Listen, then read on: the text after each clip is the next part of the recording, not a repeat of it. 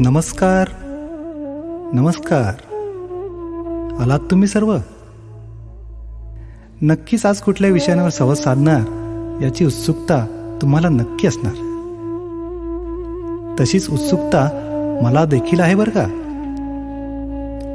काल तुमच्या सर्व ज्येष्ठ नागरिकांनी मौज मस्ती मी बघितली बरं का. तुमचे सर्वांचे या वयातही किती तरुण आहात याची ओळख करून दिली. कार्यक्रमाचे नियोजन व सूत्रसंचालन खूप छान होते. काल मी तुमच्याशी मातृदेव भव पितृदेव भव या विषयांवर बोललो. आज मी तुमच्याशी संवाद साधणार आहे तो तांत्रिक युगातील वाढत्या मोबाईल व सोशल मीडियाचा वापर.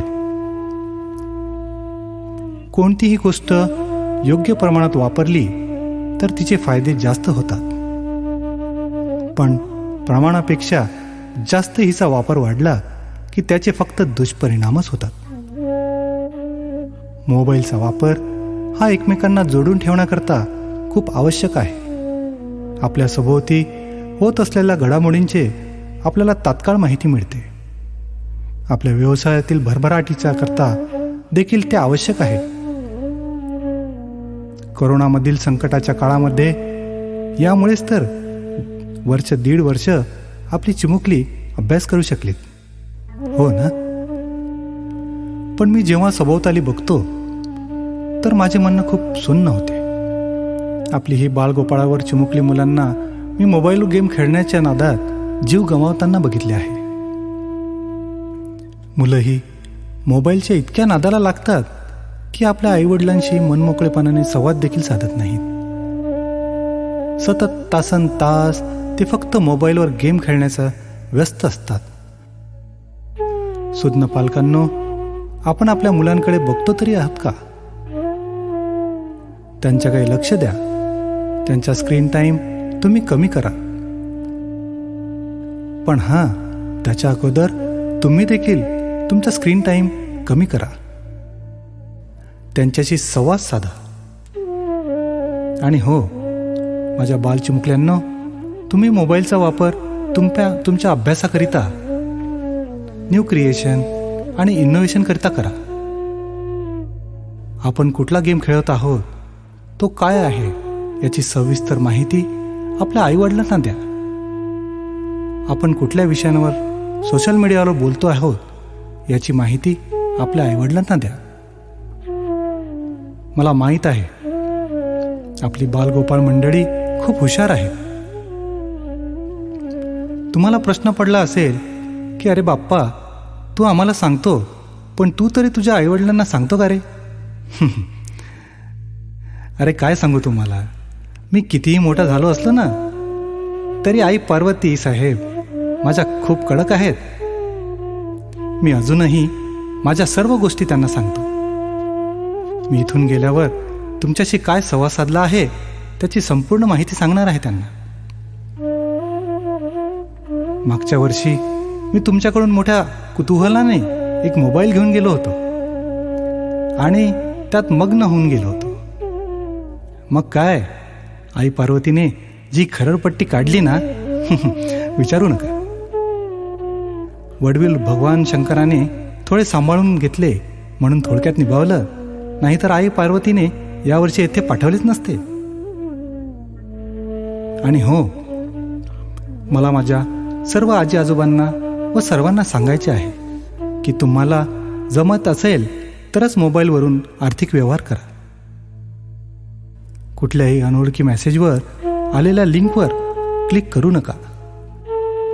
आपले बँक डिटेल अथवा मोबाईलवर येणारा OTP कोणालाही शेअर करू नका. अनोळखी ॲप डाउनलोड करू नका. आपली वैयक्तिक माहिती गरज नसताना कुणालाही देऊ नका. कराल ना? मला खात्री आहे या सर्व गोष्टींकडे तुम्ही लक्ष द्या व काळजी घ्या. असेच आनंदात राहा व सगळ्यांशी सौजन्याने वागा. तथास्तु. कुछ समझ गए? नहीं समझे ना? चलो मैं समझा देता हूं.